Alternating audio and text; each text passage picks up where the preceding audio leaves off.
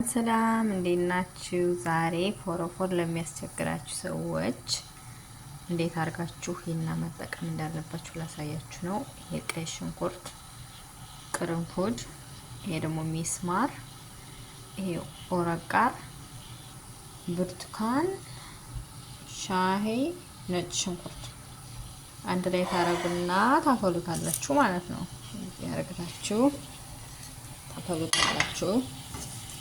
ከዛ እንደ 20 ደቂቃ ካፈላችሁ በኋላ ሂናውን ትበጠብጡና ለአንድ ቀን ሂናው በጥብጣችሁ ታቆዩታላችሁ። ከዛን ተቀቡታላችሁ ማለት ነው። ከዛ ፎረፎሩን ያሳካችሁ ጸጉራችሁ አሪፍ ይሆናል፣ ጸጉራችሁ ይበዛል። ይሄ ብርቱካኑ ምንድነው መሰላችሁ? ቪታሚን ነው፣ ቪታሚን ማለት ነው ይሄ እና በጣም አሪፍ ነው። ሞክሩት። እኔ እንደዚህ ያደረኩ ነው የምጠቀመው። ሂናውን ስበጠብጥ ደግሞ አሳያችኋለሁ እንዴት እንደምበጠብጥ። ሂናና ሰድር አንድ ላይ አድርጌ ማለት ነው።